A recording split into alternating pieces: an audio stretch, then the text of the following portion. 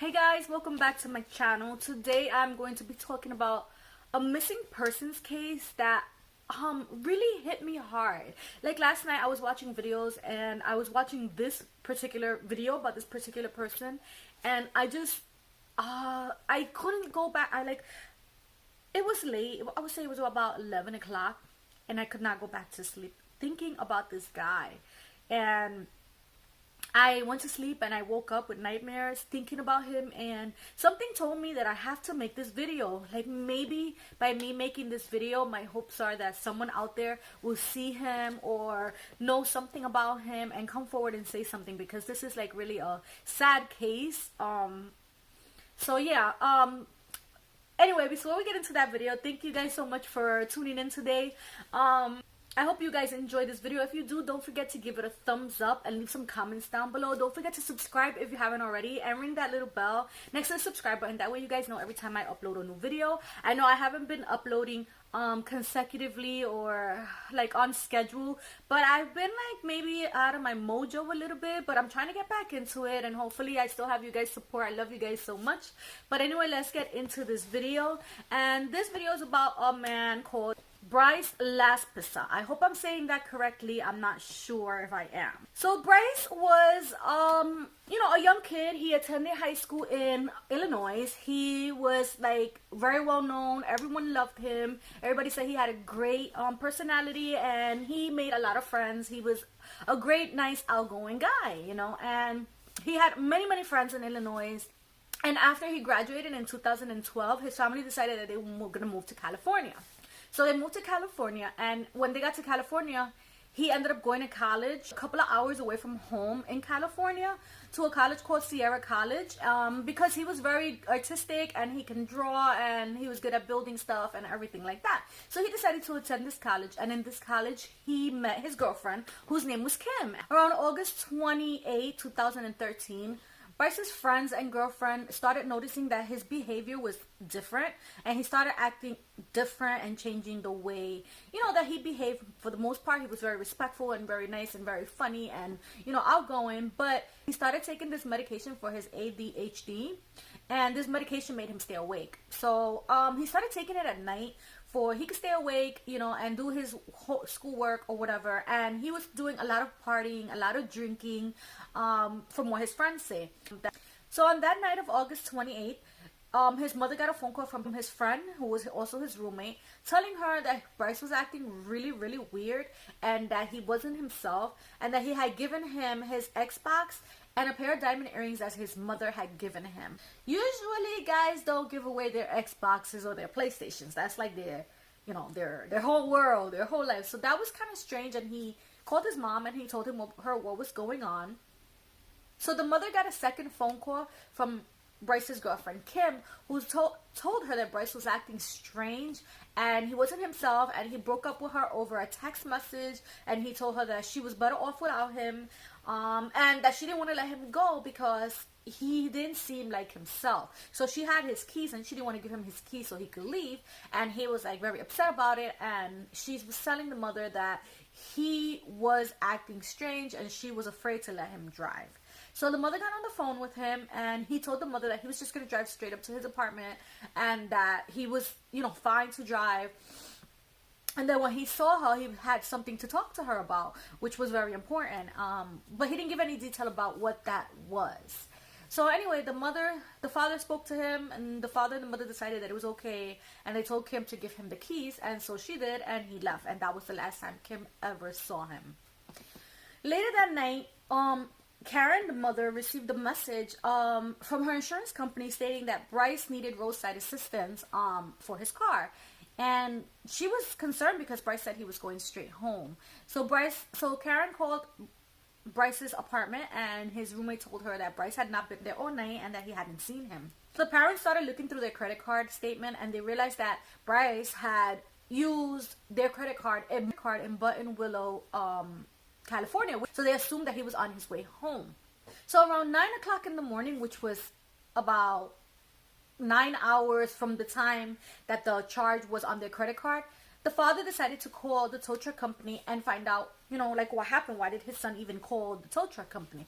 So the guy ended up telling him that Bryce called him because he ran out of gas and that he delivered 3 gallons of gas to Bryce. So he, you know, they were very concerned, the parents, and they were asking him a lot of questions. So the guy decided to go back to where he dropped off the gas and see if Bryce was still there or if there was any clues. When he got there, Bryce was still sitting in his car. It was 9 hours since he brought him the gas, and Bryce was still sitting in his car. So the guy asked him if he was okay. He seemed to be fine. It seemed like there was nothing wrong with him, and he put him on the phone with his mom, and he told his mom that everything was fine and that he was on his way home. And so the mom told him okay, and so they hanged up, and the driver for the tow truck company ended up following him 5 miles into the highway and on his way home, and then he went his way. At this point, the parents expected him to be home around 3 p.m. When 3:30 came around, he still hadn't shown up, and he wasn't answering any of his parents' calls. So his parents decided to call the police department and make a missing persons report.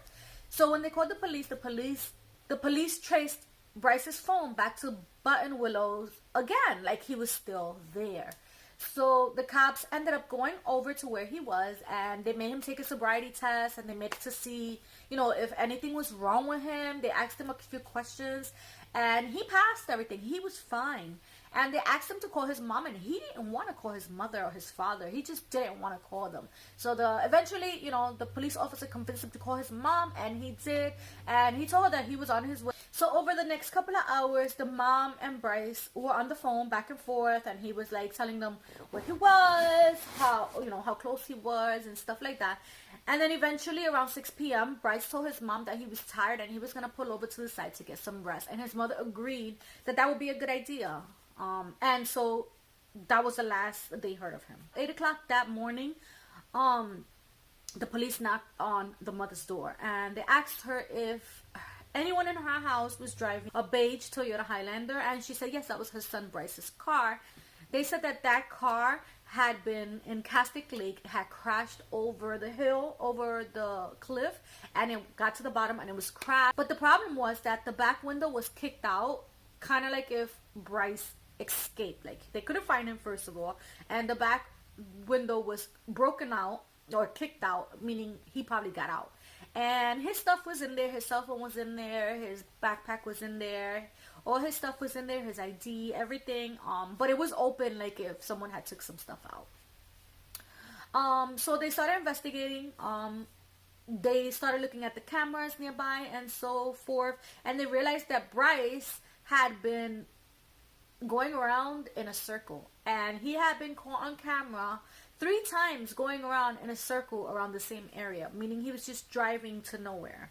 So Bryce had a huge tattoo on his left arm, and that tattoo was very, very big, and it was a Taurus tattoo. I will insert the picture so you guys can see. In case you guys know anything, there is a website on Facebook called Find Bryce Laspisa, and if you know anything, please go there and let them know whatever information you have, or let me know and I'll let them know. Bryce went missing from Castaic, California. I don't know if I'm saying Castaic right or not. California, on August 30th, 2013. He was 19 years old at the time when he disappeared, and he was last seen wearing white cargo pants, a blue and white checkered shirt, size 12 red and white Nike. At the time of his disappearance, he was approximately 5 feet 11, weighing at 170 pounds. He has red hair and green eyes. Or you can also contact the LA Sheriff's Department. And I hope that somebody out there sees him. I hope that somehow this video gets to somebody who has seen him and we get Bryce back home, or at least we get some closure to the family. So anyway, the police put out divers who dived into the lake, figured maybe he fell in the lake or something. They searched and searched and searched for days, and they couldn't find him. He was not in that lake. They did an extensive search of the area and the lake, and there was no Bryce there. So they figured he just either wandered off or he was dead somewhere.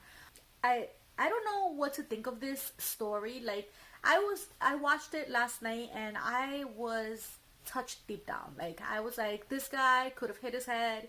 He could have lost his memory. Maybe he doesn't even know who he is, and he's wandering around the streets homeless. There's a lot of homeless people in California. He could be one of them. He could be just not knowing who he is, or just living another life, or maybe he wanted to leave. Maybe he just didn't want to. Maybe something happened with him and his parents, and he didn't want to like deal with them anymore, and he decided to start over. But how do you start over when you don't have ID, when you just like how do you start over without anyone finding you?